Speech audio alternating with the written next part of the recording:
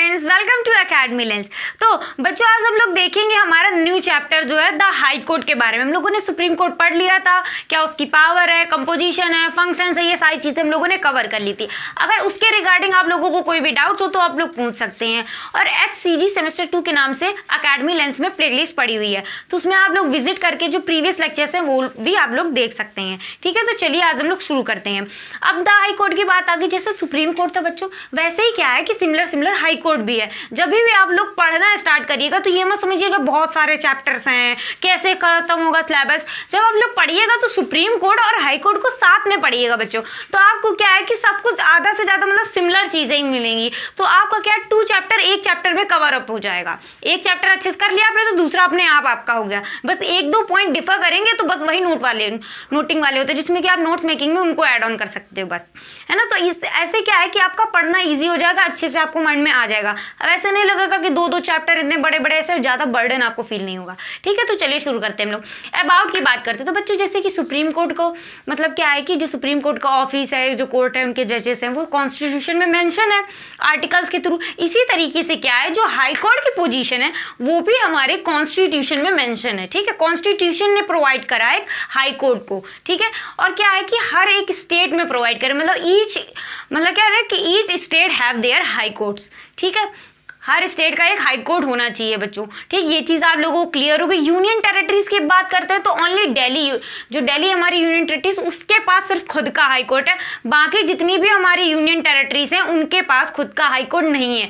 जो उनके बगल में ही जो स्टेट्स वगैरह रहते हैं बाउंड्री शेयरिंग वाले, तो उन्हीं स्टेट्स में ही क्या है कि उनके केसेस को हेयर करा जाता है, मतलब एक कॉमन हाई कोर्ट को शेयर करते हैं वो लोग।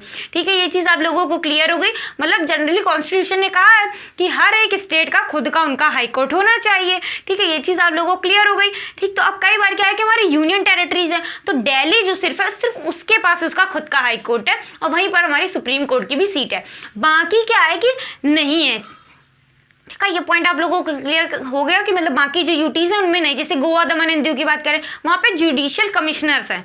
ठीक है, वो चीज़ आप लोगों को क्लियर हो गई। और बाकी मतलब हर जगह पे कि वो बाकी जो यूनियन टेरिटरीज वो स्टेट के साथ हाई कोर्ट को शेयर करती हैं। ठीक, मतलब पर्टिकुलर एक स्टेट जैसे कि मुंबई को मान लो, ठीक है, तो बाकी जैसे गोवा वगैरह हो गए और भी बहुत सारी चीज़ें हो गए, तो वो सब क्या करते हैं, उसके साथ शेयरिंग करती हैं। ठीक है, मतलब जितने भी केसेस हियर होते हैं वो सारे के सारे बॉम्बे हाई कोर्ट में हियर होते हैं। ये चीज़ क्लियर हो गई। कोई भी डाउट हो इसकी रिगार्डिंग आप लोग पूछ सकते हैं। ठीक, अब तक बच्चों क्या 25 हाई कोर्ट्स हैं हमारे इंडिया में जो है स्टेट्स के अकॉर्डिंग। ठीक, और यूनियन टेरिटरीज वगैरह सबको मिलाकर जितनी भी हाई कोर्ट हैं वो 25 हाई कोर्ट्स हैं। ठीक है, ये चीज़ आप लोगों को क्लियर होगी। अब बच्चों इसमें बात करते हैं 20 हाई कोर्ट्स कहाँ कहाँ है। जब पढ़ने में आप लोगों को दिक्कत होगी तो मैं आपको ट्रिक बता रही हूँ पढ़ने की, कि देखिए जनरली क्या है कि ऐसे स्टेट्स हैं जिनकी जो कैपिटल है वहीं पर ही जनरली क्या होता है कि हाई कोर्ट होता है। ठीक है, कैपिटल सिटी में ही हाई कोर्ट बनाया जाता है। लेकिन ऐसे कुछ स्टेट्स हैं जिनमें कि क्या है कि कैपिटल सिटी में हाई कोर्ट नहीं होता है, उसी स्टेट की दूसरी सिटी में हाई कोर्ट होता है। जैसे यूपी का एग्जांपल ले लें, यूपी की कैपिटल बच्चों आप लोगों को पता है कि लखनऊ होती है। लेकिन अब क्या है कि लखनऊ में तो वहाँ पे हाई कोर्ट नहीं है, वहाँ पे कहाँ है, इलाहाबाद में हाई कोर्ट है। तो ये चीज़ आप लोगों को क्लियर होगी। तो जब लर्न करने आप लोग बैठे तो क्या करें, ऐसे स्टेट्स को चूज करें लर्न करने में कि जहाँ पर उनकी कैपिटल में ना हो कि दूसरी सिटी में हाई कोर्ट हो, बस उसको लर्न कर लीजिए। बाकी सब जब आप 10th में आप लोग हैं तो आप लोगों को कैपिटल्स तो याद ही होंगी, ऑब्वियसली बात है। नहीं याद है तो प्लीज़ याद तो कर लो, इतना तो पता ही होना चाहिए। अरे ये भी नहीं पता जिस स्टेट में रहते हो एटलीस्ट उस स्टेट का तो जरूर याद कर लो, है ना, कि कौन सी कैपिटल है वहाँ पे, कहाँ पर हाई कोर्ट है, ये सारी, और हाई कोर्ट की बेंच कहाँ कहाँ पर है। ठीक, ये चीज़ें भी आपको मतलब एज अ होमवर्क दे रही हूँ, जरूर याद कर लीजिएगा। आपकी बुक में मेंशन है। ठीक है, तो उससे आप लोग पढ़ सकते हैं, और कोई डाउट्स हो तो आप लोग पूछ लीजिएगा। ठीक, तो याद करने का तरीका आप लोगों को समझ में आया है। तो कैपिटल सिटीज़ वाले आपको याद ही नहीं करने पड़ेंगे, जो कैपिटल के अलावा जहाँ पर हाई कोर्ट है वो आपको याद करने पड़ेंगे, तो ईजी रहेगा। 25 से कन्वर्जन होकर 10 के अराउंड पहुँच जाएगा। ठीक, तो ये चीज़ क्लियर हो गई। अब बात करते हैं ये हाई कोर्ट मतलब कैसे मतलब अलॉट होता है कि पर्टिकुलर इस स्टेट के लिए है।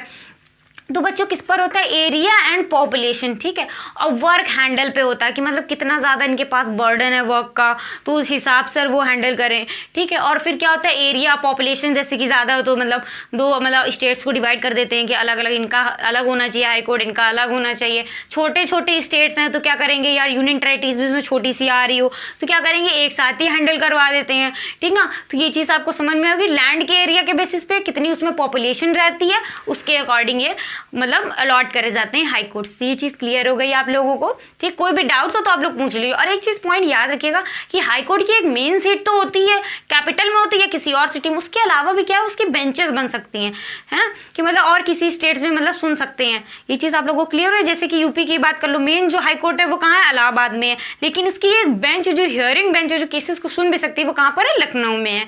तो ये चीज़ क्लियर हो गई आप लोगों को, ठीक। इसके रिगार्डिंग आप लोगों को कोई भी डाउट्स हो तो आप लोग पूछ लीजिएगा, ठीक। अब उसके बाद हम लोग क्या देखेंगे बच्चों, यहाँ पर देखिए आप लोग कंपोजिशन बात आ रही कि मतलब कितने जजेस होते हैं भाई, क्या होते हैं, कितनी टीम होती है। जैसे कि सुप्रीम कोर्ट में हमने देखा था कि CJI होते हैं, फिर अदर जजेस होते हैं, सुप्रीम कोर्ट के 33 जजेस मैंने बताया था। उसी तरीके से यहाँ पर भी पॉइंट आता है, ठीक। तो पहला क्या होता है, चीफ जस्टिस। वहाँ पर जो हाई पोजीशन पर होते हैं जज उनको क्या बोलते हैं, चीफ जस्टिस ऑफ इंडिया, ठीक। यहाँ पर हम लोग सिर्फ क्या बोलेंगे, चीफ जस्टिस बोलेंगे, ठीक। ये चीज़ आप लोगों को क्लियर हो गई। फिर क्या होते हैं, अदर जजेस। चीफ जस्टिस होते हैं, फिर उसके बाद अदर जजेस भी होते हैं, ठीक है। अब याद रखना है आप लोगों को, अब इनकी अपॉइंटमेंट कौन करता है, मेन पॉइंट आपका ये आता है, ठीक है। जैसे कि मैंने आप लोगों को बताया था सुप्रीम कोर्ट के जो जजेस वगैरह होते हैं उनका अपॉइंटमेंट कौन करता है, ठीक है। एक ब्रॉडर वे में बात करें तो प्रेसिडेंट करते हैं, कंसल्ट करते हैं सबसे, है ना, तो वो चीज़ अलग हो गई मैटर। मतलब एक ब्रॉडर वे में बता रही हूँ कि मतलब कौन अपॉइंट करता है बेसिकली, तो कौन आएगा आपका, प्रेसिडेंट करते हैं अपॉइंटमेंट, ठीक है। अब वो सुप्रीम कोर्ट के जजेस से कंसल्ट करते हैं, फिर कैबिनेट से कंसल्ट करते हैं, तो वो मैटर अलग हो गया, मतलब वो डिटेल में हम कवर करेंगे, ठीक है, अभी जब आएगा प्रोसीजर वगैरह तब। ये चीज़ क्लियर हो गई। फिर कौन अपॉइंट करता है, हमारे प्रेसिडेंट अपॉइंट करते हैं। ये पॉइंट क्लियर हो गया बच्चों आपको। फिर क्या है, इसी के अलावा क्या होता है, एडिशनल जजेस होते हैं, ठीक है, टेम्परेरी पीरियड के लिए अपॉइंट। एडिशनल जजेस क्या होते हैं, बेसिकली बच्चों जब काम ज़्यादा हो गया, ठीक है, कोई भी केसेस है, बहुत ज़्यादा वर्कलोड हो गया किसी हाई कोर्ट पर, अब उनको एडिशनल जजेस की ज़रूरत पड़ी, तो क्या होगा, प्रेसिडेंट के पास पावर होती है कि वो अपॉइंट कर सकते हैं, ठीक है, टेम्परेरी पीरियड के लिए। फिर इसमें क्या है, not more than 2 years. 2 year से बच्चों ज़्यादा नहीं होना चाहिए टाइम, ठीक। सिर्फ और सिर्फ क्या है कि सिर्फ 2 ईयर्स के लिए ही वो क्या कर सकते हैं, उनको अपॉइंट कर सकते हैं। ये चीज़ आप लोगों को क्लियर हो रही है कि नहीं। कोई भी डाउट्स हो तो आप लोग पूछ लीजिएगा, ठीक है, ठीक। तो चलिए अब हम लोग नेक्स्ट पॉइंट को देखते हैं। अब क्या है, एक्टिंग जजेस होते हैं, ठीक है, कब हुआ करते हैं, in the absence of permanent जजेस, ठीक। अब परमानेंट जजेस क्या होता है, चीफ जस्टिस को आप हटा दीजिए सिर्फ, ठीक है। अब चीफ जस्टिस एब्सेंस है तब क्या होगा कि एक परमानेंट जज को क्या होता है कि हमारे प्रेसिडेंट अपॉइंट कर देते हैं, अब वो उनका वर्क करता है। सपोज वो भी अगर एब्सेंट है तब क्या होगा, फिर एक्टिंग जजेस को अपॉइंट किया जाता है जो परमानेंट जजेस के प्लेस पर वर्क करते हैं, ठीक। एक्टिंग जजेस को कौन अपॉइंट करता है, हमारे प्रेसिडेंट अपॉइंट करते हैं, ठीक बच्चों। ये चीज़ आप लोगों को क्लियर हो रही है। कोई भी डाउट्स हो इसके रिगार्डिंग आप लोग पूछ लीजिए, मतलब किसकी एब्सेंस में, परमानेंट जजेस की एब्सेंस में। परमानेंट जजेस कब मतलब अपॉइंट करे जाते हैं, जब CJI, मतलब इसमें क्या होता है, जैसे सुप्रीम कोर्ट में था CJI जब एब्सेंट होते थे तब होता। अब यहाँ पर क्या, चीफ जस्टिस है, तो चीफ जस्टिस जब एब्सेंट होते हैं तो उनका काम करना, जैसे कि वो किसी और केस में बिजी हैं, इस पर भी उनका डिसीजन चाहिए, तो अपने बिहाफ पर एक परमानेंट जज को, मतलब सुप्रीम कोर्ट में जो जजेस हैं सीनियर मोस्ट जज होता है, ठीक, तो वहाँ पे भेज देते हैं सुप्रीम कोर्ट में। इसी तरीके का हाई कोर्ट में भी सीनियर मोस्ट जजेस होते हैं, तो क्या है कि उनको भी वो लोग भेज देते हैं, ठीक है, केस को हैंडल करने अपने बिहाफ पर। कौन भेजता है, मतलब CJ, मतलब ये होता है CJ, ठीक, मतलब चीफ जस्टिस। ये चीज़ आप लोगों को क्लियर हो गई।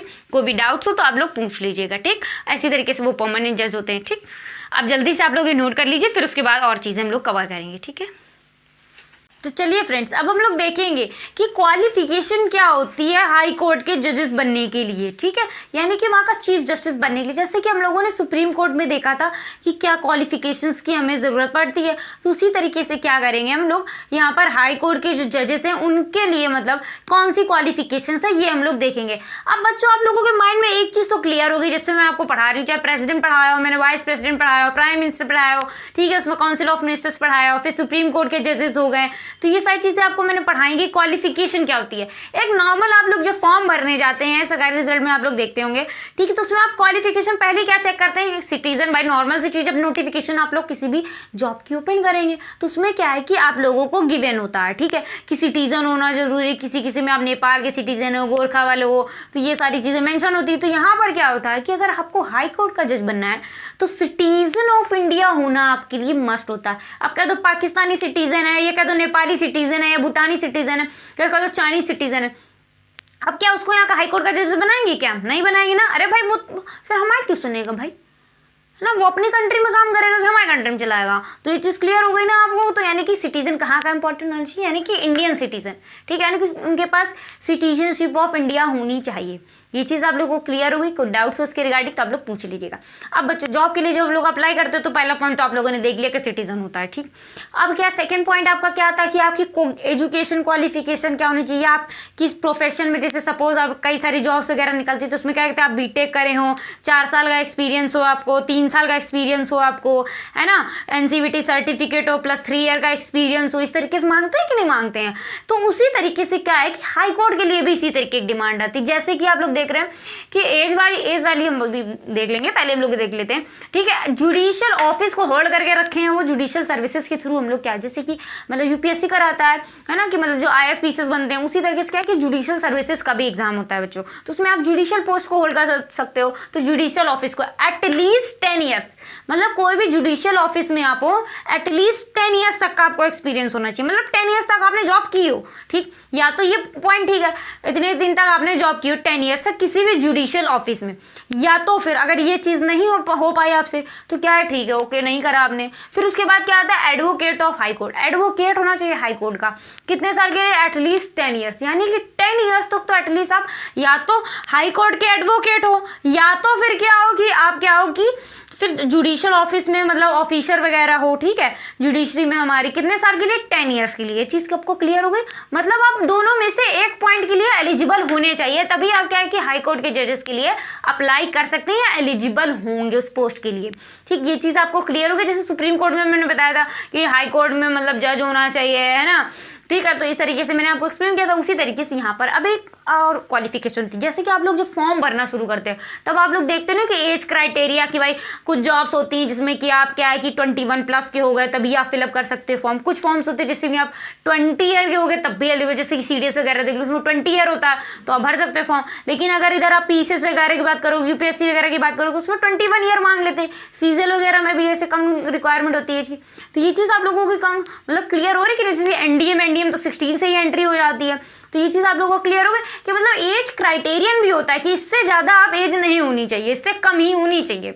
ये चीज़ क्लियर हो गई? तो उसी तरीके से क्या, नॉट टू बी ओवर, यानी कि 62 ईयर्स, यानी कि 62 ईयर्स क्या है कि इससे ज़्यादा नहीं होनी चाहिए। नहीं तो फिर जॉब क्या करूँ भाई, जॉब करके क्या करेंगे आप भाई? हाई कोर्ट में जो है वो एज की जो रिटायरमेंट एज है वो 62 ईयर्स होती है। तो इस वजह से क्या है कि 62 रखा गया। अब जब 62 के हो गए तुम, जब रिटायरमेंट का टाइम है तब कौन सी नौकरी करो भाई? क्यों तुमको जॉब दी जाए जब रिटायरमेंट हो गया तुम्हारा, है ना। तो ये चीज़ समझ में आ गई आप लोगों को ना कि 62 ईयर से ज़्यादा नहीं, अगर 61 है तो भाई 1 साल तुम जॉब, 1 साल के लिए हाई कोर्ट के जज बन सकते हो, 1 साल ड्यूटी कर लो। तो मतलब इससे ज़्यादा नहीं होनी चाहिए। जैसे कि क्या था कि 65 ईयर किसमें था, सुप्रीम कोर्ट के जजेस के लिए था, क्या था 65 ईयर्स। उसी तरीके से यहाँ पर 62 ईयर्स है बस, ठीक। तो ये चीज़ आप लोगों को क्वालिफिकेशन बच्चों क्लियर हो रही ना। कोई भी इसके रिगार्डिंग आप लोगों के जो भी डाउट्स हो, माइंड में जो भी कुछ भी आ रहा हो तो आप लोग यहाँ से मुझसे पूछ सकते हैं, ठीक है। मैं आप लोगों को एक्सप्लेन कर दूंगी। ये चीज़ क्लियर हो गई। अब बात करते हैं हम लोग अपॉइंटमेंट की। तो जजेस हो गए, मैंने थोड़ा सा भी आप लोगों को एक्सप्लेन करा था, बट अब क्या थोड़ा हम डिटेल में जाएंगे ना। ऐसा ब्रॉडर व्यू दिया था कि बस प्रेसिडेंट अपॉइंट कर दे। अब देखते हैं प्रेसिडेंट कंसल्टेशन किस किस से करते हैं, ठीक। तो हम लोग चलो देखते हैं ये क्या, अपॉइंटमेंट ऑफ जजेस को हम लोग कैसे अपॉइंट करते हैं, ठीक। तो पहले बात करते हैं हम लोग चीफ जस्टिस की। जैसे हम लोगों ने पहले देखा था सुप्रीम कोर्ट में चीफ जस्टिस ऑफ इंडिया के पहले अपॉइंटमेंट देखी थी, फिर उसके बाद अदर जजेस देखी थी सुप्रीम कोर्ट की। इसी तरीके से हम लोग यहाँ पे भी करेंगे कि हाई कोर्ट का पहले चीफ जस्टिस देखेंगे, फिर उसके बाद जो बाकी जजेस हैं उनका भी देखेंगे, ठीक। तो इसमें बच्चों क्या होता है कि प्रेसिडेंट अपॉइंट करते हैं चीफ जस्टिस को हाई कोर्ट के, ठीक। ये चीज पॉइंट क्लियर होगा। आप प्रेसिडेंट अकेले अपॉइंट नहीं करते हैं, ठीक। इसमें क्या आता है आपका बच्चों कि वो कंसल्ट करते हैं, ठीक है। पहले क्या होता था कि मतलब हाई कोर्ट के लिए, जैसे कि सुप्रीम कोर्ट में मैंने आपको पढ़ाया था कि प्रेसिडेंट के ओपिनियन में क्या है, डिस्टिंग्विश्ड ज्यूरिस्ट होने चाहिए, आप कह सकते हैं एमिनेंट ज्यूरिस्ट होने चाहिए। प्रेसिडेंट को लगना चाहिए हाँ कि ये अच्छे जज हो सकते हैं, इनके अंदर उनको कुछ क्वालिटीज दिखनी चाहिए पर्टिकुलर पर्सन के अंदर, तब अपॉइंटमेंट होती थी। इसमें भी हाई कोर्ट में भी बच्चों इसी तरीके से होता था पहले, है ना, कि मतलब 42nd अमेंडमेंट के थ्रू तो कह दिया गया था कि हाँ ये एलिजिबल होगा distinguished jurist according to president. लेकिन फिर क्या हो गया कि 44th अमेंडमेंट एक्ट के थ्रू क्या कर दिया गया, रिमूव कर दिया गया था ये पॉइंट की distinguished jurist in the opinion of president, ठीक। तो उसके बाद क्या बच्चे, फिर यही पॉइंट्स बच्चों लेफ्ट रह गए थे, वो लास्ट वाला पॉइंट हट गया था जो कि अभी सुप्रीम कोर्ट में हटा नहीं, उसमें अभी भी वैलिड है। ये चीज़ आप लोग माइंड में रखिएगा, ठीक। तो अब क्या है कि प्रेसिडेंट का हो गया, आप कंसल्ट किससे करते हैं, chief justice of supreme court के चीफ जस्टिस से। बेसिकली आप लोग सीजीआई से मतलब बोल सकते हैं कि सीजीआई से डिस्कस करते हैं, ठीक है, सीजीआई। फिर क्या होगा, गवर्नर। अब ऐसा नहीं है बच्चों की यार कि क्या है कि इलाहाबाद हाई कोर्ट में करना है तो तुम बॉम्बे हाई कोर्ट वाले से मतलब जो बॉम्बे में जो गवर्नर हैं उनसे जाके पूछो, है ना। तो ये चीज़ नहीं करनी है। अगर आप इलाहाबाद हाई कोर्ट में कर रहे हैं यानी कि यूपी में कर रहे हैं, यूपी के हाई कोर्ट के लिए बेसिकली आप अपॉइंट कर रहे हैं चीफ जस्टिस को, तो किससे कंसल्ट करेंगे? यूपी के गवर्नर से कंसल्ट करेंगे। ये चीज़ आप लोगों को क्लियर हो रही। मतलब जिस भी स्टेट के लिए आपको अपॉइंट करना है हाई कोर्ट का मतलब चीफ जस्टिस, तो उसमें क्या है उसी स्टेट के गवर्नर से कंसल्टेशन चाहिए, किसी और स्टेट के गवर्नर से कंसल्टेशन नहीं चाहिए। ये चीज़ आप लोगों को क्लियर हो गई। कोई भी डाउट्स हो तो आप लोग पूछ लीजिए, ठीक। तो ये पॉइंट आप लोगों को क्लियर होगा। बेसिकली क्या बच्चों यार, प्रेसिडेंट है वो अपॉइंट करते हैं, वे ब्रॉडर व्यू की बात करें तो ठीक है। आप कंसल्ट किससे किससे करते हैं? तो सीजीआई ऑफ सुप्रीम कोर्ट के सीजीआई से कंसल्ट करते हैं, ठीक। फिर उसके बाद गवर्नर, साथ ही में मतलब प्लस मैंने इसीलिए लगाया कि मतलब प्लस एड ऑन होके, तो ये तीनों पार्टी मिलकर क्या करते हैं? सीजीआई को अपॉइंट करते हैं, ठीक। तीनों पार्टी मिलकर के, ठीक। गवर्नर ऑफ स्टेट कंसर्न, ठीक। मतलब जिस भी स्टेट में अपॉइंट करना है उसी स्टेट के गवर्नर से। अब बात करते हैं हम लोग अदर जजेस की बच्चों। अब सुप्रीम कोर्ट का जैसे कि सीजीआई होता था हमारा चीफ जस्टिस ऑफ इंडिया, उनके अलावा अदर जजेस होते थे, उनकी क्वालिफिकेशन लोग देते थे, कौन अपॉइंट करता था, ठीक। तो अब इसी तरीके से क्या है कि यहाँ पर भी हाई कोर्ट में भी चीफ जस्टिस हमने देख लिया। अब चीफ जस्टिस के अलावा जो मतलब नीचे वाले जो मतलब जो जजेस होते हैं उनको कौन अपॉइंट करता है, ठीक। अदर जजेस तो मैंने आपको बताया प्रेसिडेंट करते हैं, ऑब्वियस सी बात है प्रेसिडेंट करेंगे। लेकिन इसमें अब क्या है कि 3-4 पॉइंट्स ऐड ऑन हो गए कि क्या कंसल्टेशन किससे करेंगे? तो देखिए बच्चों, सीजीआई से करेंगे, ठीक। गवर्नर मैंने बताया आपको, कंसर्न गवर्नर, जिस स्टेट में कर रहे हो भाई, जिस स्टेट के हाई कोर्ट में, तो उसी स्टेट के गवर्नर से ही पूछना है। ये नहीं कि किसी और के स्टेट के गवर्नर से आप लोग पूछे। ये चीज़ आप लोगों को क्लियर हो गई, ठीक। तो सीजीआई और ठीक है ना चीफ जस्टिस ऑफ इंडिया, ठीक है, जो सुप्रीम कोर्ट के होते हैं। फिर क्या हो गया? Governor of state concern. फिर उसके बाद प्लस लगाया मैंने 1, 2, 3 एंड 4th पर्सन कौन हो गए हमारे? Chief justice of high court, high court के चीफ जस्टिस, ठीक। चीफ जस्टिस पहले देखा हमने कि चीफ जस्टिस कौन होते हैं, ठीक। तो चीफ जस्टिस की अपॉइंटमेंट देख लिया। ऐसे अब वो तो अपॉइंट हो गए, उनका मेन हेड अपॉइंट होगा। जैसे कंपनी है, कंपनी में क्या कर दिया गया? एक सीईओ को अपॉइंट कर दिया गया, ये मैनेजर बना दिया। अब वो क्या करेगा? बाकी रिक्रूटमेंट करनी है, बाकी पूरा स्टाफ को खड़ा करना है, तो क्या करेगा? वो वैकेंसी वगैरह निकालेगा, फिलअप करेगा, ठीक है ना। लेकिन कंसल्टेशन सीईओ वगैरह से तो करेगा। तो उसी तरीके से यहाँ पे भी अदर जजेस हो गए, पहले वो अपॉइंट हो गए, मैनेजर हो गया, फिर उसके बाद ये एम्प्लॉयमेंट आ गए, बाकी मतलब बाकी बच्चे खुचे जो तो वही एम्प्लॉयज़ हैं वो सारे के सारे इसमें हो गए, ठीक है। तो ये चीज़ आप लोगों को समझ में, इसमें 4% ऐड हो जाते हैं। प्रेसिडेंट हो गया, कंसल्टेशन सीजीआई हो गया, गवर्नर हो गया और chief justice of high court, यानी कि यही वाले उठ के यहाँ पे आ गए, ठीक। अब उनसे भाई उनका अपॉइंटमेंट हो गया, अब उनसे भी तो पूछ लें कि भाई आपकी ही डिपार्टमेंट में अपॉइंट कर रहे हैं, आप ही की बात ना मानेंगे वो जजेस तो क्या फ़ायदा? हम तो अपॉइंट करके अपनी ड्यूटी ख़त्म करके चले जाएंगे, है ना। बाकी आप कोई हैंडल करना है तो आपका भी कंसर्न इंपॉर्टेंट है, तो आप भी भैया बता दीजिए। तो ये चीज़ें समझ में आ गई बच्चों आप लोगों को। कोई भी इसके रिगार्डिंग आप लोगों को कोई भी डाउट्स हो तो आप लोग पूछ लीजिएगा, ठीक है। अब जल्दी से आप लोग नोट डाउन कर लीजिए, फिर उसके बाद मैं नेक्स्ट टॉपिक आपको स्टार्ट करती हूँ। तो चलिए बच्चों, अब हम लोग देखेंगे कि कंडीशन ऑफ सर्विस क्या होती है। बेसिकली वो अपनी जॉब को कैसे करते हैं, है ना। मतलब कोई उन पर प्रेशराइज तो नहीं करता है कि नहीं उनको अपने काम सही से करने नहीं दे रहा, तो ये चीज़ हम लोग देखेंगे, ठीक। तो पहला क्या आता है बच्चों? कंडीशन ऑफ सर्विस में क्या होता है? इंडिपेंडेंट, यानी कि जिस तरीके से सुप्रीम कोर्ट क्या था? इंडिपेंडेंट था। मैंने आपको बताया था जुडिशरी क्या है कि कॉन्स्टिट्यूशन में प्रोवाइड करे कि जुडिशरी क्या रहेगी? इंडिपेंडेंट रहेगी लेजिस्लेटिव और एग्जीक्यूटिव से, मतलब वो अपना अलग वर्क करेगी। उसी तरीके से यहाँ पर जैसे सुप्रीम कोर्ट में भी वो उनका जो भी ऑफिस वर्क होता है, सुप्रीम कोर्ट में जैसे भी जजेस काम कर रहे हैं, क्या प्रोसीडिंग चल रही है, उसकी क्या फीस होगी, वो सब अलग से डिसाइडेड होता था। उसमें लेजिस्लेटिव या एग्जीक्यूटिव जाके इंटरफेयर तो नहीं करते थे। उसी तरीके से यहाँ पर भी है। हाई कोर्ट भी क्या है? इंडिपेंडेंट है। किससे? लेजिस्लेटिव से और एग्जीक्यूटिव से, ठीक। यानी कि यहाँ पर क्या जो स्टेट लेजिस्लेटिव वगैरह है वो जाके इंटरप्शन नहीं क्रिएट कर सकती हैं कि आप ऐसे कैसे डिसीजन दे रहे हैं, ये क्यों डिसीजन दे रहे हैं, हमारा तो जो मन होगा हम वो लॉ पास करेंगे। तो ऐसा नहीं है, हाई कोर्ट वहाँ पर इंटरप्शन करेगा। हाई कोर्ट इंटरफेयर कर सकता है अगर वो लोग कॉन्स्टिट्यूशन के अगेंस्ट में जाते हैं, लेकिन हाई कोर्ट के काम में लेजिस्लेटिव और एग्जीक्यूटिव इंटरफेयर नहीं कर सकते। तो क्या है? इंडिपेंडेंट है, फ्री है वो, कि वो उसको अपनी प्रोसीडिंग्स कैसे करनी, कैसे कैसे केसेस को हैंडल करना है, कब जजमेंट देना है, वो फ्री है। ये चीज़ आप लोगों को क्लियर हो गई, ठीक। फिर उसके बाद आता है बच्चों रिटायरमेंट की बात आती है। भाई आपका टेन्योर सर्विस कितने साल का है, उतना आपने जॉब कर लिया। किसी भी जॉब पे आप अपॉइंट होते हैं तो आपका एक होता है फिक्स्ड मिनिमम एज होती है, मैक्सिमम एज की इतने एज तक आप करेंगे, उसके बाद आपका रिटायरमेंट आ जाए, फिर आप उसके बाद जॉब नहीं कर सकते।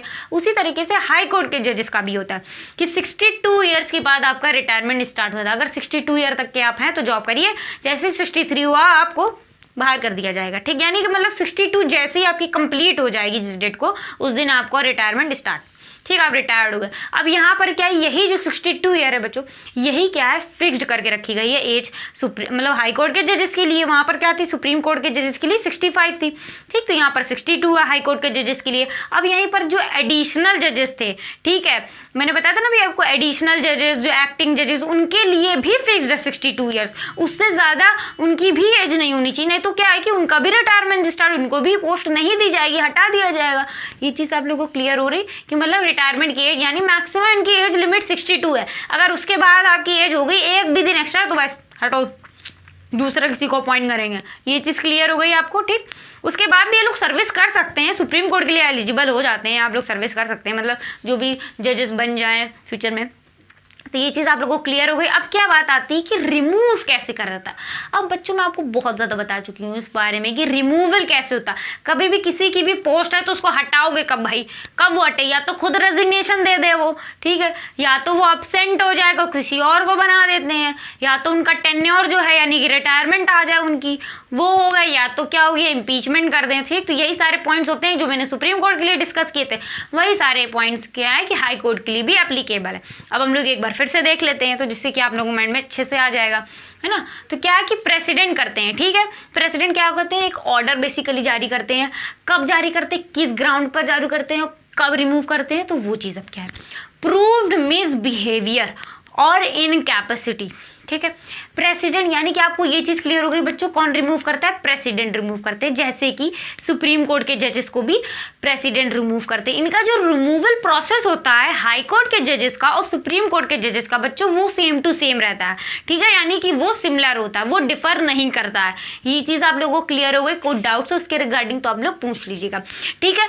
अब बात करते हैं प्रूव्ड मिसबिहेवियर, यानी मिसबिहेव कर रहे हैं वहाँ अच्छे से अपने, मतलब जो भी उनके मतलब कहते हैं ना, ये लोअर वाले जो मतलब स्टाफ हो उससे अच्छे से बात ना कर रहे, पोलाइटली नहीं, मतलब एंगर बिहेवियर शो कर रहे हो, जो मनमानी हो वो करे जा रहे हो, है ना, गलत डिसीजन दिए जा रहे हो, तो मिसबिहेवियर। इनकैपेसिटी की बच्चों बात कब करें, या तो ये पॉइंट होगा कि प्रूव्ड हो जाना चाहिए मिसबिहेवियर, हाँ कर ही रहे, प्रूफ होना चाहिए, रिकॉर्डिंग हो या कोई भी पर्सन उनके खिलाफ गवाह बन के ऐसा बोल रहा हो कि हाँ इन्होंने इस तरीके से मिसबिहेव किया था किसी वुमेन के against, what ever the cases, ठीक है। फिर उसके बाद क्या है, इनकैपेसिटी बच्चों आ गए। इनकैपेसिटी का बेसिकली बच्चों क्या है कि मतलब वो इनकैपेसिटी उनके अंदर आ जाए कि नहीं अब वो काम करने लायक नहीं रहे, या बहुत ज़्यादा बीमार हो गए हैं तो अब वो काम नहीं कर सकते हैं, इनकैपेसिटी। और ये चीज़ कि वो गलत डिसीजन देने लगे, अब वो भूलने लगे हैं, या उनको अब चीज़ें नहीं याद रहती कि कॉन्स्टिट्यूशन में क्या है, वो उसके अगेंस्ट में जाके काम कर रहे हैं।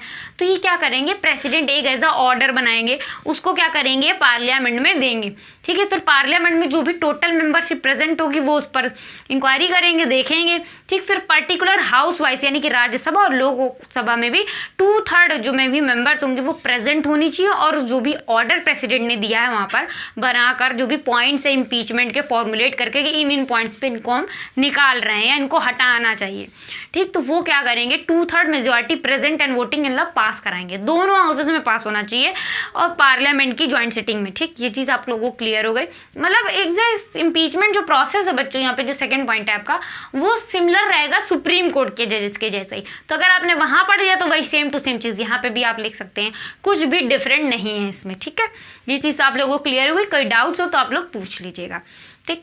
अब हमारा नेक्स्ट जो है बच्चों ये एग्जाम्पल, जिस तरीके से मैंने आपको सुप्रीम कोर्ट में भी एग्जाम्पल दिया था, रामास्वामी करके थे एक जजेस, तो जिनका हुआ था इम्पीचमेंट, ठीक है, मतलब सक्सेसफुल नहीं हुआ था, लोकसभा में पास आउट नहीं हो पाया था, मेजॉरिटी नहीं मिली थी लोकसभा में उन जो भी प्रेसिडेंट ने ऑर्डर किया था।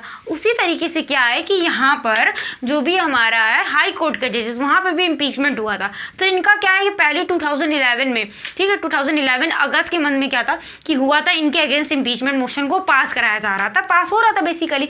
तो क्या हुआ था, सुमित्रा सेन जो थी, ठीक है, कहाँ की थी ये जज, कोलकाता हाई कोर्ट की थी। कलकत्ता हाई कोर्ट आप लोगों को पता ही वेस्ट बंगाल, ठीक। तो ये क्या थी कि कोलकाता हाई कोर्ट की जज थी सुमित्रा सेन। तो इनका क्या होता, पहली बार इनके अगेंस्ट में पास किया गया था। ये चीज़ याद रखना, मोशन इम्पीचमेंट मोशन चलाया गया लेकिन पास नहीं हुआ था बच्चों। इन्होंने क्या हुआ था कि राज्यसभा से तो पास हो गया था, ठीक है, उसके 2/3 मेजॉरिटी प्रेजेंट एंड वोटिंग से पास हो गया, लेकिन लोकसभा में क्या हुआ था, नहीं पास हुआ। उसका रीजन क्या था, इन्होंने पहले रिजाइन ठोक दिया कि खामा का तो मोशन पास करोगे, हमको कुछ और मिलेगा भी नहीं, इससे अच्छा भैया रिजाइन कर दो, बनी कर लो, बच गए। तो क्या कर दिया था, उन्होंने रिज़ाइन ही दे दिया था कि भाई लो पहले तुम हमारा इस्तीफा ले लो, एक जगह तो पास हो ही है, तो ऑब्वियस सी बात है पता नहीं लोकसभा में पास हो जाए, ले रिज़ाइन लो तुम, बस हम चले अपने हिस्से। ये चीज़ आप लोगों को क्लियर हो गई कि नहीं? मतलब क्या है कि रिज़ाइन ही इन्होंने दे डाला। अब क्या इनके रीज़न थे जो भी थे, पब्लिक फंड को बेसिकली लेकर उससे मतलब इन्होंने क्या ना मिसकम्युनिकेशन हुआ था इनका, पब्लिक फंड से रिलेटेड कुछ जो बेटा किया होगा इन्होंने, है ना, कुछ घूस वूस ले ली होगी एक्स्ट्रा पैसे वैसे, तो मतलब इस तरीके से आपको लोग समझे, पब्लिक फंड्स की बात करिए। तो उसके रिगार्डिंग इनका क्या था, इम्पीचमेंट मोशन 2011 में पहली बार पास हुआ था, लेकिन अभी तक कोई पास ही नहीं हुआ भाई, वो ही नहीं ना, रिजाइन दे दिया उन्होंने, लोकसभा में पास ही नहीं हो पाया, राज्यसभा में सिर्फ पास हुआ था मोशन। ये चीज़ आप लोगों को क्लियर हो गई बच्चों? अब इसके रिगार्डिंग आप लोगों को कोई भी डाउट्स आ रहे हो तो आप लोग पूछ सकते हैं, ठीक है? अब मैं जल्दी से ये मतलब नोट कर लीजिए आप लोग, तो मैं इरेज कर देती हूँ, फिर उसके बाद कुछ और पढ़ाती हूँ आप लोगों को, ठीक? चलिए बच्चों, अब हम लोग देखेंगे कि हाई कोर्ट के बेसिकली जो जजेस हैं उनका ट्रांसफर कौन करता है और कैसे किया जाता है, ये सारे पॉइंट्स को अब हम लोग कवर करेंगे। तो चलो 1 बाय 1 करके हम लोग देखते हैं। तो बच्चों ट्रांसफर की बात करें तो जो भी जजेस हैं हाई कोर्ट में, अब ट्रांसफर से मतलब क्या है भाई कि अब एक हाई कोर्ट में हो तो क्या करा जाएगा, तुमको दूसरे हाई कोर्ट में भेज दिया जाएगा, वहाँ वाले को इधर कर दिया जाएगा, है ना, पोजीशन एक्सचेंज कर दी जाएगी, ये चीज़ें। या सपोज कि वहाँ पर जजेस अचानक से मतलब उनकी डेथ हो गई, एब्सेंट हो गए, तो क्या करेंगे कि यहाँ के हाई कोर्ट की नीड है वहाँ पे, तो क्या करेंगे वहाँ पर उनको ट्रांसफर कर देंगे। तो ये चीज समझ में आ जाएगी, आ गई कि नहीं आ गई? उन पे वहां पर केस का बर्डन ज्यादा जरूरी है, वहां पे इंपॉर्टेंट केस चल रहा है, तो जब तक इलेक्शन कराएंगे मतलब अपॉइंटमेंट कराएंगे, सबसे पूछताछ करेंगे, है ना, जैसे कि प्रेसिडेंट करते हैं, कंसल्टेशन करेंगे, सबका लेंगे, अप्रूवल करेंगे, तब तो बहुत टाइम हो जाएगा। तो क्या करते हैं, जल्दी से ट्रांसफर कर दिया जाता है कि वहां पर ज्यादा नीड है तो उधर कर दीजिए, अभी उधर दूसरे स्टेट में इतनी ज्यादा नीड नहीं है, तो वहां पर क्या करेंगे, वहां पर बाकायदा प्रोसीजर के थ्रू अपॉइंटमेंट किया जाएगा, ठीक? ये चीज आप लोगों को क्लियर हो गई? तो कौन करता है, हमारे प्रेसिडेंट करते हैं ट्रांसफर, ठीक है?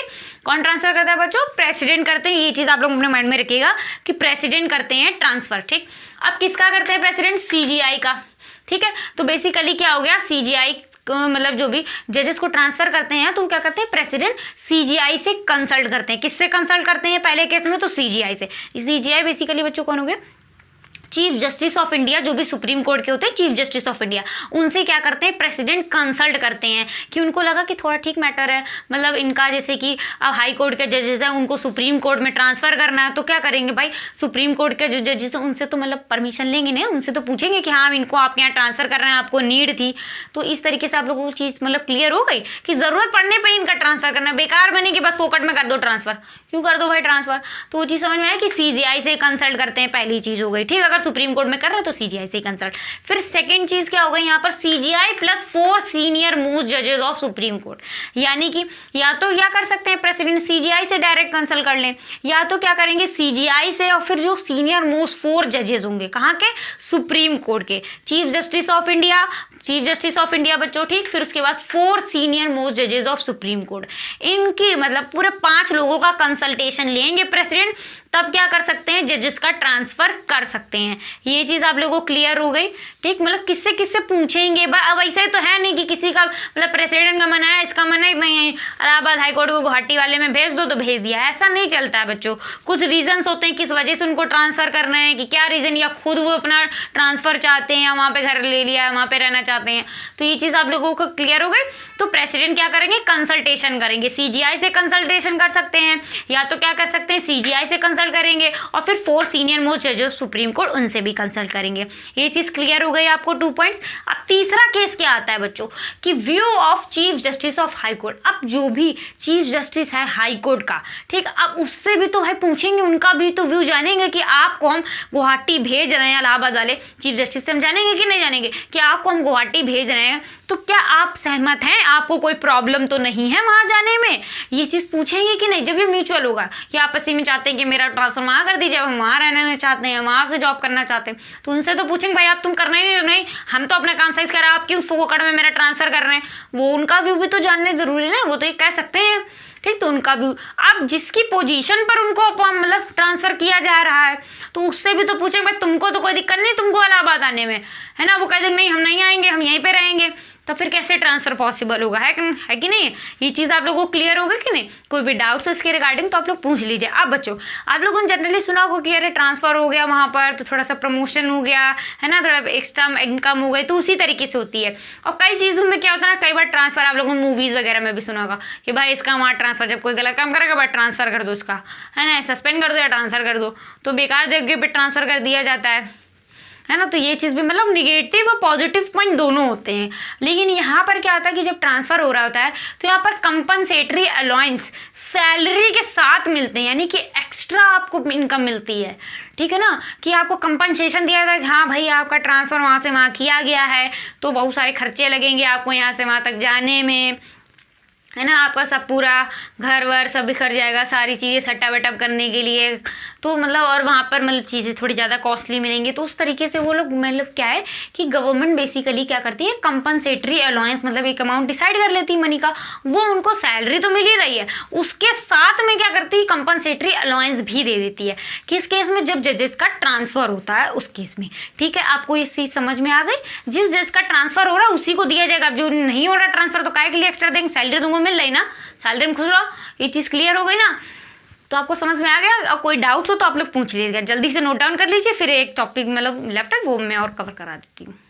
चलिए बच्चों अब हम लोग देखेंगे कि बेसिकली सैलरीज क्या होती है, इमोलमेंट्स कौन होती है, कौन डिसाइड करता है, कौन क्या देता है। अब ऑफिस में तो भाई क्वालिफिकेशन देख ली, हाँ कि एलिजिबल हो गए, अब अपॉइंटमेंट भी देख ली हम लोगों ने कि हाँ अपॉइंटमेंट हो गया, अब जज बन गए।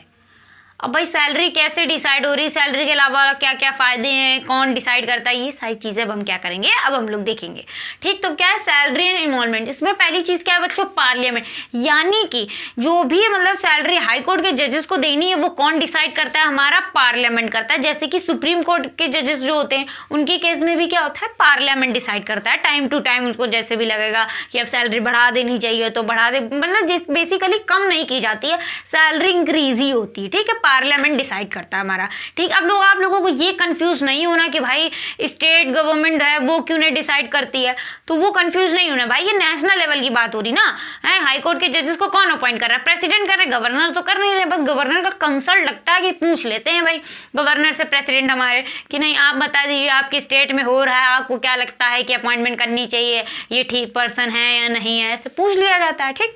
तो ये चीज़ समझ में आ गया आपको, पार्लियामेंट ही डिसाइड करती है, ये पॉइंट दोनों में कॉमन है, सुप्रीम कोर्ट के जजेस के लिए भी और हाई कोर्ट के जजेस के लिए भी, तो कंफ्यूज बिल्कुल भी मत होना, ठीक। अब उसके बाद क्या है कि फाइनेंशियल इमरजेंसी बच्चों, जैसे कि मैंने आप लोगों को बताया था कि जो सुप्रीम कोर्ट के जजेस होते हैं उनकी जो सैलरी एक बार डिसाइड हो गई, पार्लियामेंट डिसाइड कर दी, फिक्स कर दी, उनको मंथली सैलरी मिलती है, ठीक है। उसके बाद फ्री रेंट वगैरह भी, मतलब जहाँ पे रहते हैं उसका भी टैक्स, मतलब रेंट वगैरह उस हाउस का भी नहीं देना पड़ता है, बहुत सारी चीज़ें होती हैं, कॉलिंग वगैरह बहुत सारी मतलब उनको फैसिलिटीज़ प्रोवाइड, आने जाने का कन्वेंसिंग जो फैसिलिटीज़ होती है वो भी उनको प्रोवाइड करी जाती है। तो बेसिकली क्या होता है, ये कभी भी उनके ड्यूटी में जो भी उनका टेन्योर होता है, ठीक है, सुप्रीम कोर्ट के जजेस के केस में क्या था 65 ईयर तक का टेन्योर, अब इसमें क्या था मतलब 62 ईयर का तक का टेन्योर। इसका मतलब ये नहीं कि 62 ईयर तक वो अटेंड करते हैं, इसका मतलब बच्चों ये है 62 ईयर मतलब उनकी जब तक की एज नहीं हो जाती, जब तक कि वो रिटायर्ड नहीं हो जाते तब तक जितने दिन के लिए उनकी ड्यूटी है, ठीक। वो चीज़ आपको समझ में आ गई। टाइम लिमिट डिसाइड है कि 62 ईयर के हो गए तो बस उसके बाद आप हटिए पोस्ट से, आप रिटायरमेंट हो गया आप हटिए, अब आप जज बन के नहीं रह सकते हैं, यहाँ पर ये केस है। तो वो चीज़ समझ में आ गई ना कि किस टाइम पीरियड के लिए, तब तक कभी भी ऐसा निगेटिव में कन्वर्ट नहीं होता, मतलब डिसएडवांटेज में कभी भी इनकी सैलरी से रिलेटेड पॉइंट्स नहीं होते हैं, ठीक है। मतलब इनकी सैलरी कभी भी कम नहीं होनी, कभी भी नुकसान नहीं होना, अगर एक बार ये जज बन गए, ठीक, तो कभी भी उनको नुकसान नहीं होना, हमेशा बस फायदे ही फायदे होने हैं, ठीक। ये चीज़ आपको क्लियर हो गई। और किस केस में इनकी सैलरी नहीं मिल सकती है, कम की जा सकती है, तो बच्चों ये केस होता है फाइनेंशियल इमरजेंसी का, ठीक है। फाइनेंशियल, जैसे कि सुप्रीम कोर्ट के जजेस में भी था कि फाइनेंशियल इमरजेंसी के केस में इनका क्या कर दिया जाती है, सैलरी रिड्यूस कर दी जाती है, या जो भी मतलब प्रेसिडेंट डिसाइड करते हैं, ठीक, कंसल्टेशन से, फाइनेंस कमीशन से, पार्लियामेंट से कंसल्ट करके, ठीक है, कि मतलब कम कर दी जाए या कुछ दिन के लिए रोक दिया जाए, ठीक। तो ऐसा कभी नहीं हुआ, कभी भी हमारे कंट्री में फाइनेंशियल इमरजेंसी तो लगी नहीं, तो अभी फायदे चल रहे हैं, ठीक है ना, ये चीज़ आप लोगों को क्लियर हो गई। अब बात आती है अब इनको सैलरी मिलती कहाँ से है भाई, कौन देता है, कहाँ से पैसा आता है। अब कंपनी में एक एम्प्लॉय काम कर रहा है तो उसको पता है कि उसका बॉस उसको सैलरी देगा अपने अकाउंट से, सबके अकाउंट में ट्रांसफर करेगा, ये चीज़ आप लोगों को क्लियर है। अब उसको कहाँ से मिलती है, जहाँ से जो भी कंपनी का हो, जहाँ जिस चीज़ के लिए उसकी कंपनी चल रही है वहाँ से उसको प्रॉफिट हुआ तो उसने सैलरी दी। अब प्रॉफिट हो चाहे ना हो, वर्कर से काम करा रहे हो तो भाई सैलरी तो देनी पड़ेगी तुमको, है ना। तो ये चीज़ क्लियर हो गई। तो ऐसे ही तरीके से यहाँ पर होता है कि कंसोलिडेटेड फंड ऑफ स्टेट, यहाँ पर कंफ्यूज नहीं होना है आपको। जो सुप्रीम कोर्ट के जो जजेस होते हैं उनको कंसोलिडेटेड फंड ऑफ इंडिया से मिलता है पैसा, ठीक। इनको कहाँ से सैलरी मिलती, कंसोलिडेटेड फंड ऑफ स्टेट से बच्चों, ठीक। ये चीज़ आपको माइंड में रखनी है। यहाँ पर स्टेट वर्ड आ जाता, वहाँ पर इंडिया आ जाता सुप्रीम कोर्ट के केस में, ठीक है। आई होप सो ये सारी चीज़ें आप लोगों को क्लियर हो गई। कोई भी इसके रिगार्डिंग आप लोगों के डाउट्स हो तो आप लोग पूछ लीजिए, ठीक। अब बच्चों सर्विस पे ज्वाइन हो गए, सैलरी भी उनको पता चले। अब कुछ और भी केसेस आते हैं, है ना, कि मतलब अब उनका रिटायरमेंट कब होगा भाई, अब वो कब जॉब करेंगे, ये सारी चीज़ें भाई आती रहती हैं। ये सारी चीज़ें मतलब बेसिकली क्या भाई, जो सुप्रीम कोर्ट की चीज़ें थी वही सिमिलर होती है, बस एक दो पॉइंट डिफरेंट, जैसे कि मैंने आपको बताया यहाँ पर ये पॉइंट का डिफरेंट है, बस स्टेट का है।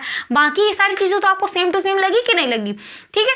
ये चीज़ आपको क्लियर हो गई। अब उसी तरीके से क्या है यहाँ पर रिस्ट्रिक्शन ऑन प्रैक्टिस, यानी कि पहले तो रिस्ट्रिक्शन कौन लगाता है, ठीक। ये देखेंगे भाई काम कर रहे हो तुम, ड्यूटी कर रहे हो, तुम पे रोक कौन लगाएगा और कब लगेगी रोक, अब हम लोग ये देखेंगे। अब बच्चों क्या होता है बेसिकली सुप्रीम कोर्ट, ठीक है। रिस्ट्रिक्शन इन पे कब लग जाती है कि क्या है कि ये जैसे कि जज हो गए, ठीक है, इनका रिटायरमेंट हो गया। अब इसके बाद जैसे कि सुप्रीम कोर्ट में मैंने आपको बताया था कि सुप्रीम कोर्ट का आप जज बन गए, उसके बाद रिटायरमेंट के बाद आप कहीं पे भी मतलब प्रैक्टिस नहीं कर सकते हैं एज अ जज, कहीं पे भी नहीं बन सकते। इनके केस में क्या है कि ये जज बन सकते हैं, ठीक। 62 ईयर इनकी एज हो गई, अब ये क्या करेंगे सुप्रीम कोर्ट के जज जाके बन जाए, वहां पे प्रैक्टिस कर सकते हैं, ठीक। कहाँ पे, सुप्रीम कोर्ट के जज बन जाए, ठीक है। सुप्रीम कोर्ट के लिए आपको पता है कि एज कितनी होती है, 65 ईयर्स तक होती है रिटायरमेंट। तो तब तक आप 62 की इधर हो गए, इधर आपका रिटायरमेंट होगा भाई हाई कोर्ट से, तब क्या करेंगे आप सुप्रीम कोर्ट चले जाएंगे, वहाँ पे अपनी प्रैक्टिस करेंगे, वहाँ पे जज की पोजीशन को होल्ड करके रखेंगे, ठीक। अपॉइंटमेंट कौन करता है, प्रेसिडेंट करता है। ये चीज़ क्लियर हो गई आपको। अभी नेक्स्ट पॉइंट है हमारा, वही एक्सप्लेन कर दूंगी मैं आपको। फिर ये चीज़ क्या, हाई कोर्ट नॉट सर्व्ड, यानी कि जो परमानेंट जजेस होते हैं, बेसिकली परमानेंट जजेस मैंने आपको बताया था बेसिकली एक्टिंग जजेस होते हैं, ठीक है। फिर एडिशनल जजेस होते हैं, तो वही जो एडिशनल जजेस होते हैं वही एज अ, ठीक है। तो उसी में क्या आता है, एक एक्टिंग जजेस भी होते हैं जो कि परमानेंट जजेस की जैसे वर्क करते हैं कि टेम्पररी पीरियड के लिए, तो वो 62 ईयर के लिए थोड़ी ना काम करते हैं, फिर तो वो टेम्पररी 2 से मतलब 2 ईयर से ज़्यादा ना हो उतने दिन के लिए वो काम करते हैं हाई कोर्ट में। तो वही क्या कर सकते हैं कि उनका ट्रांसफ़र कर दिया जाए, ठीक है।